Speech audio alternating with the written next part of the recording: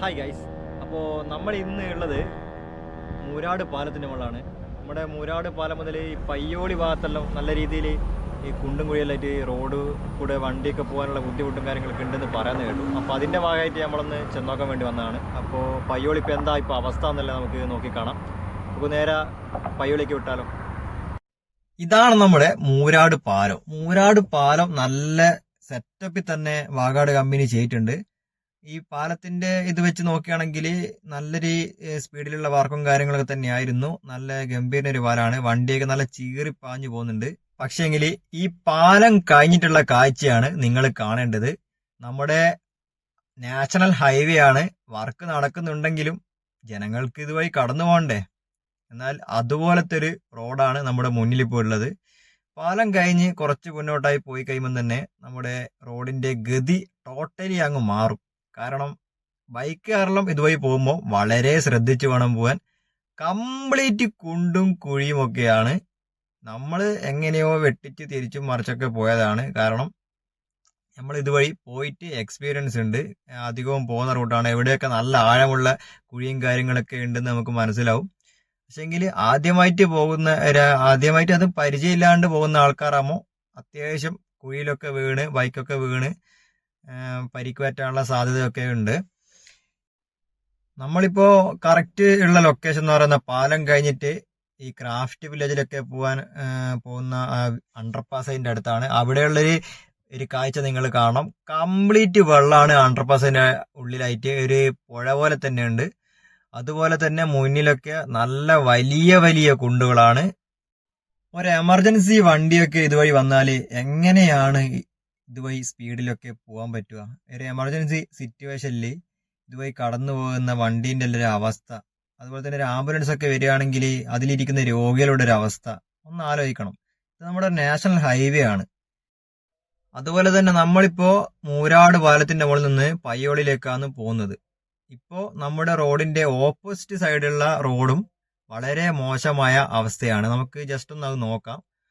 നമ്മളിപ്പോ മൂരാട് പാലത്തിന്റെ ഭാഗത്തോട്ട് പോവുകയാണ്. താഴത്തൊക്കെ കുഴി എന്ന് വെച്ചാൽ വലിയ വലിയ കുഴികളാണ്. ഒരു ബൈക്കൊക്കെ ഇറങ്ങി എന്തായാലും 100% മറിഞ്ഞ് തട്ടി താഴെ വീഴും. അത്രയും വലിയ കുഴിയാണ്. മുന്നിലൊക്കെ അത്യാവശ്യം നല്ല ബ്ലോക്കും കാര്യങ്ങളൊക്കെയാണ്.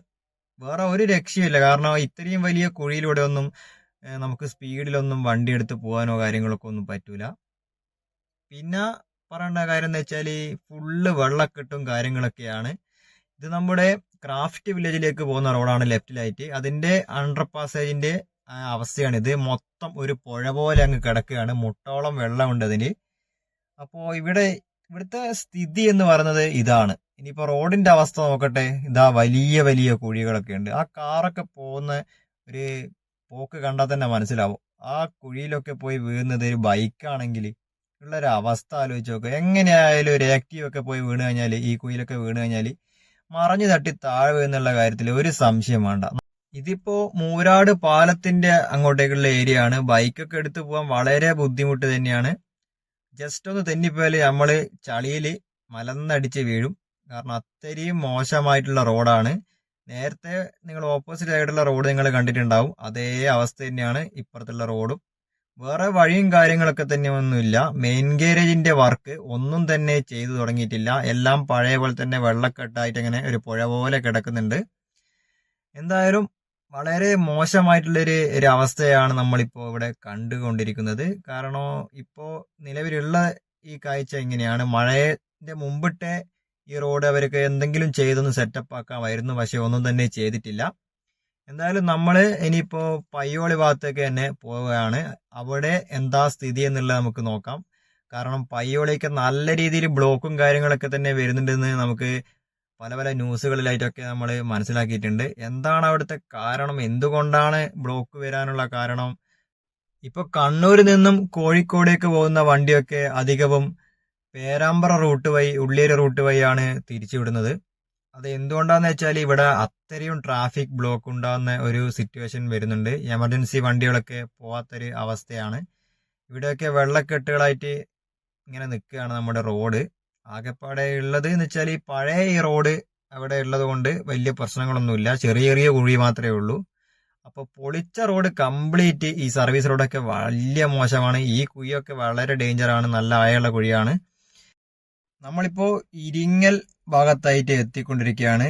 ഈ ഏരിയയിൽ ഒക്കെ നേരത്തെ തന്നെ വർക്കും കാര്യങ്ങളൊക്കെ തന്നെ കംപ്ലീറ്റ് ആയിട്ടുണ്ട് എന്ന് വെച്ചാൽ മെയിൻ ഗേരേജിന്റെ കുറെ ഭാഗം ചെയ്ത് വെച്ചിട്ടുണ്ട്. അതുകൊണ്ട് വലിയ ബുദ്ധിമുട്ടും കാര്യങ്ങളൊക്കെ തന്നെ ഇല്ല.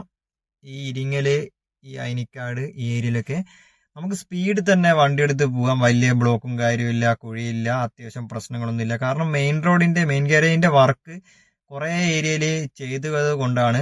അപ്പോൾ നമ്മുടെ ടൗൺ ഏരിയകളിലാണ് വളരെ വലിയ ബുദ്ധിമുട്ടും കാര്യങ്ങളൊക്കെ തന്നെ വരുന്നത്. ഇതുവഴി ഇപ്പൊ പോകുന്നതുകൊണ്ട് പ്രത്യേകിച്ച് പ്രശ്നമില്ല. ഈ ഏരിയയിലായിട്ട് ചെറിയ ചെറിയ പൊട്ടും പൊളിയൊക്കെ വരെ മെയിൻ്റെനൻസ് ചെയ്ത് പോകുന്നുണ്ട്. സർവീസ് റോഡ് ഇപ്പോൾ ഓപ്പൺ അല്ല. ആദ്യം സർവീസ് റോഡ് കൂടിയായിരുന്നു വണ്ടിയൊക്കെ വിട്ടിരുന്നത്. ഇപ്പോൾ മെയിൻ റോഡ് ഓപ്പൺ ആക്കി കൊടുത്തിട്ടുണ്ട്. കാരണം അത്രയും ട്രാഫിക്കിന്റെ പ്രശ്നങ്ങളും കാര്യങ്ങളൊക്കെ ഉള്ളത് കൊണ്ട് തന്നെ വൺ സൈഡ് മാത്രമേ ഇപ്പൊ താറിയും കാര്യങ്ങളൊക്കെ തന്നെ ചെയ്തിട്ടുള്ളൂ. വലതുവശത്തായിട്ട് നമുക്ക് കുറെ ഏരിയ കംപ്ലീറ്റ് ആയിട്ടില്ല. എന്തായാലും പയ്യോളി വരെ നമുക്ക് ഇപ്പോൾ പെട്ടെന്ന് തന്നെ എത്താം. ഇരിങ്ങലിൽ നിന്ന് പയ്യോളിയേക്ക് മെയിൻ ഗേരേജിൽ കൂടെ പെട്ടെന്ന് തന്നെ എത്താം. അവിടെ വലിയ കുഴപ്പങ്ങളോ കാര്യങ്ങളോ ഒന്നും തന്നെ ഇല്ല. നല്ല രീതിയിലുള്ള വർക്കാണ് അവിടെ നടന്നിട്ടുള്ളത്. പക്ഷേങ്കിൽ നമ്മൾ മെയിനായിട്ടുള്ളൊരു സ്ഥലം എന്ന് പറയുന്നത് അത് പയ്യോളി തന്നെയാണ്. പയ്യോളി വളരെ മോശമായിട്ടുള്ള ഒരു തരത്തിലാണ് നമ്മുടെ റോഡ് കിടക്കുന്നത്. അത്യാവശ്യം ഈ നമ്മുടെ ഡിവൈഎഫ്ഐക്കാരൊക്കെ ഇതിന്റെ പ്രതിഷേധമായിട്ട് വാഗാട് കമ്പനിയെ സമീപിക്കുകയൊക്കെ ഉണ്ടായി. നമ്മളിപ്പോൾ പയ്യോളി എത്തിയിട്ടുണ്ട്. പയ്യോളി ഈ തീർത്ഥ ബാറിന്റെ ഫ്രണ്ടിലായിട്ട് അതിന്റെ കുറച്ച് മുമ്പേ ബ്ലോക്കും കാര്യങ്ങളൊക്കെ തന്നെ വരുന്നുണ്ട്. വലിയ ബ്ലോക്കാണ്. ഏകദേശം ഇതുവഴി വരുന്ന ആളുകൾ അരമണിക്കൂർ മുതൽ ഒരു മണിക്കൂർ വരെ ഈ ബ്ലോക്കിൽ കുടുങ്ങാനുള്ള സാധ്യതയുണ്ട്. കാരണം റോഡ് വളരെ മോശമാണ്. പയ്യോളി ടൗണിനെ അടുപ്പിച്ച് നമ്മുടെ തീർത്ഥ ബാറിനെ അടുപ്പിച്ച്. അപ്പോൾ ഇവിടെ ഇപ്പോൾ മെയിൻ ആയിട്ടുള്ള പ്രശ്നം വെച്ചാൽ ഒരു എമർജൻസി സിറ്റുവേഷൻ, ഒരു ആംബുലൻസ് ഒക്കെ വന്നാൽ എന്താവും നിങ്ങൾക്കിപ്പോൾ കാണാം. മുന്നിലായിട്ട് ഒരു ആംബുലൻസ് വന്ന് ഒന്നും ചെയ്യാൻ പറ്റാത്തൊരവസ്ഥയാണ്.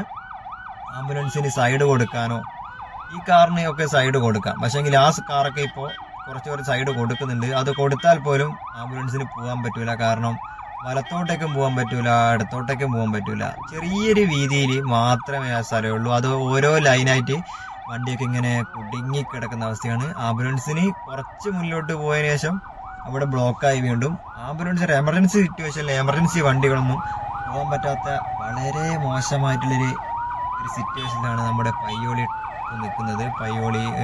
റോഡ് നിൽക്കുന്നത്. കാരണം വളരെ മോശമായിട്ടുള്ള വർക്കാണ് ഇത്.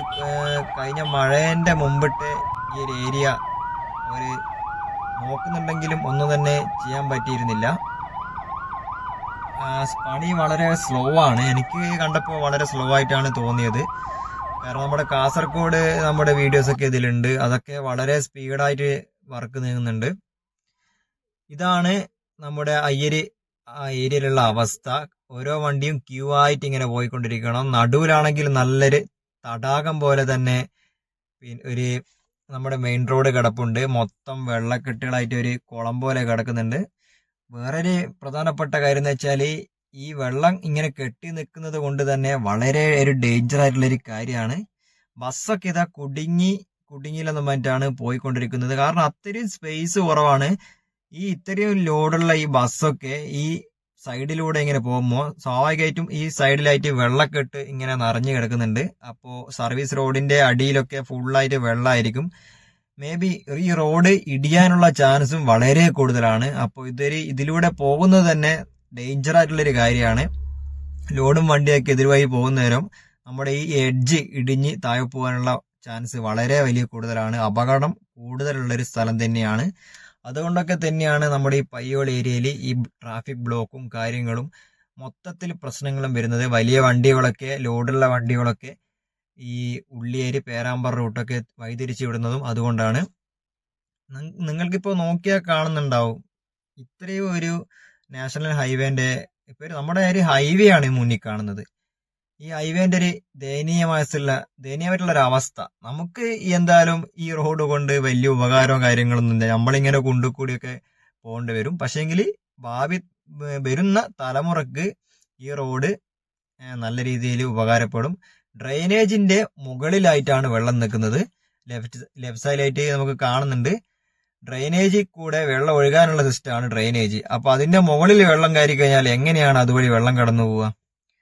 ഇവിടെ നമ്മുടെ ഇവര് ചെറിയ ചെറിയ മറ്റേ വാഗാട് കമ്പനി ഗ്രേഡർ മെഷീനെല്ലാം കൊണ്ട് എന്തൊക്കെയോ ചെയ്യുന്നുണ്ട്. പക്ഷെങ്കിൽ ഇതൊന്നും ഫലപ്രദമാവുന്നില്ല. കാരണം ഡ്രെയിനേജ് താഴെയുള്ളത്, അത് പൊങ്ങിയിട്ട് അതിന് സെറ്റാക്കാതെ ഇത് റോഡ് ചെയ്തുകൊണ്ട് ഒരു കാര്യമില്ല. നമ്മുടെ നാഷണൽ ഹൈവേയുടെ ഇപ്പോഴത്തെ നിലയാണ്, പയ്യോളിയുള്ള ഇപ്പോഴത്തെ നിലയാണ് നിങ്ങളിപ്പോൾ ഇവിടെ കാണുന്നത്. ലോഡും വണ്ടിയോ എമർജൻസി വണ്ടിയോ ഒന്നും പോകാൻ പറ്റാത്ത അവസ്ഥയാണ്. കാരണം വണ്ടി താണ് പോകുന്നുണ്ട്, മൊത്തം വെള്ളക്കെട്ടാണ്. പിന്നെ വേറൊരു കാര്യം ശ്രദ്ധിച്ചാൽ നിങ്ങൾക്ക് ഈ റോഡിന്റെ കളറ് കണ്ടാൽ തന്നെ മനസ്സിലാവും, ഫുള്ള് ബ്ലാക്ക് കളറാണ്. ഈ കെട്ടിക്കിടക്കുന്ന വെള്ളം സാധാ വെള്ളമല്ല, പക്കാ വേസ്റ്റ് വെള്ളമാണ്. ആ വേസ്റ്റ് വെള്ളം ഇങ്ങനെ കെട്ടിക്കിടന്നതിന്റെ ഭാഗമായിട്ടാണ് റോഡ് മൊത്തം ഈ ബ്ലാക്ക് കളറിൽ കാണുന്നത്. ഈ വേസ്റ്റ് വെള്ളത്തിൽ കൂടിയാണ് നമ്മളിപ്പോ ഇങ്ങനെ തുഴഞ്ഞു പോകുന്നത്. ബൈക്കുകാരൊക്കെ ഇങ്ങനെ റിസ്ക് എടുത്ത് പോകുന്നതിന് കാലൊക്കെ എന്തിലാ പോയി കുത്തുന്നത്? പക്കാ കച്ചറ വെള്ളത്തിലേക്കാണ് നമ്മുടെ ഈ കാലൊക്കെ എടുത്ത് കുത്തുന്നത്. ഈ കച്ചറ വെള്ളത്തിൽ കൂടി ഈ ഇത്രയും കഷ്ടപ്പെട്ട് പോകേണ്ട ഒരു ആവശ്യം നമുക്കുണ്ടോ എന്ന് നമ്മളിങ്ങനെ ആലോചിക്കുകയാണ്. ഇതാണ് നമ്മുടെ പയ്യോളി നിന്നുള്ള കാഴ്ച. വളരെ മോശമായിട്ടുള്ളൊരു റോഡാണ്. വളരെ എന്ന് വെച്ചാൽ അങ്ങേയറ്റം മോശമായിട്ടുള്ള റോഡ്. മുന്നിലായിട്ടൊരു തടാകം തന്നെ നിങ്ങൾക്ക് കാണാം. ആ തടാകത്തിലൂടെ നീന്തിയിട്ട് വേണം നമ്മൾ ഇനി മറുകരയിലെത്താൻ. അത്രയും ടാസ്കും കാര്യങ്ങളൊക്കെ തന്നെയുണ്ട്. കാറിന്റെ ബമ്പറൊക്കെ വെള്ളത്തിൽ മുങ്ങിയിട്ടാണ് പോകുന്നത്. നമ്മളൊക്കെ ഇതാ ഏകദേശം മുട്ടോളം വെള്ളമുണ്ട് ഇതില്. അതുവഴിയാണ് എല്ലാ വണ്ടികളും കടന്നു വരേണ്ടത്. വേറെ ഒരു മാർഗവുമില്ല. ഈ ഹൈവേയിലൂടെ പോകുന്നുണ്ടെങ്കിൽ നമുക്ക് ഇങ്ങനെ മാത്രമേ പോകാൻ പറ്റൂ. ഇതാണ് പയ്യോളിയുള്ള ഏറ്റവും വലിയ ഒരു ബ്ലോക്കിനുള്ളൊരു കാരണം. പിന്നെ പയ്യോളി ടൗൺ മൊത്തം ഒരു തടാകമായി മാറിക്കൊണ്ടിരിക്കുകയാണ്. നമ്മുടെ കോടതിന്റെ മുന്നിലാണ് ഈ കാഴ്ചകളൊക്കെ നിങ്ങൾ കാണുന്നത്. കോടതി നേരിട്ട് വാഗാട് കമ്പനിയിലൂടെ ഇടപെട്ട് കാര്യങ്ങളൊക്കെ പറഞ്ഞിട്ടുണ്ട്. അപ്പൊ അതിന്റെ ഭാഗമായിട്ട് അവർ ഇടക്കിടക്ക് റെഡിയാക്കുന്നുണ്ട്. പക്ഷെങ്കിൽ എന്താ, ഒരു കാര്യമില്ല. ഒരു കാര്യം എന്ന് വെച്ചാൽ ഒരു കാര്യമില്ല. നമ്മൾ വെറുതെ അതുവഴി ഇങ്ങനെ എന്താ, ഒരു ദിവസം റെഡിയാക്കും, അന്ന് വൈകുന്നേരം നമ്മൾക്ക് സംഭവം പോവും. ഒരു മഴ പെയ്താൽ പിന്നെ മൊത്തം കുളാവും, ഗതാഗതം മൊത്തം തടസ്സപ്പെടും, ഫുള്ള് ബ്ലോക്കാവും. ഇതാണ് ഇപ്പൊ പയ്യോളിയെ അവസ്ഥ. പയ്യോളി ടൗൺ ആണ് നമ്മൾ കാണുന്നത്. ഇവിടെ അണ്ടർപാസ് ചെറിയ ചെറിയ മറ്റേ ഫ്ലൈ ഓവറിന്റെ ചെറിയ വർക്കും കാര്യങ്ങളൊക്കെ നടക്കുന്നുണ്ടെങ്കിലും അതൊക്കെ മൊത്തം വെള്ളത്തിലായ അവസ്ഥയാണ്. മൊത്തം തടാകം പോലെ ഇങ്ങനെ മറന്ന് കിടക്കുകയാണ്. എന്തായാലും പയ്യോളിൽ നിന്ന് വടകര ഭാഗത്തേക്ക് പോകാൻ വലിയ പ്രശ്നങ്ങളോ കാര്യങ്ങളോ ഒന്നുമില്ല. ബ്ലോക്കും കാര്യവും വലിയ കുണ്ടില്ലെങ്കിലും ഒപ്പിച്ചൊപ്പിച്ച് നമുക്ക് പോവാം. എന്തായാലും വലിയ പ്രശ്നങ്ങളൊന്നും ഇല്ല എല്ലാവർക്കും. എന്തായാലും നമ്മുടെ റോഡിന്റെ ഒരു അവസ്ഥ നോക്കണേ, എന്താ പറയാ അല്ലേ.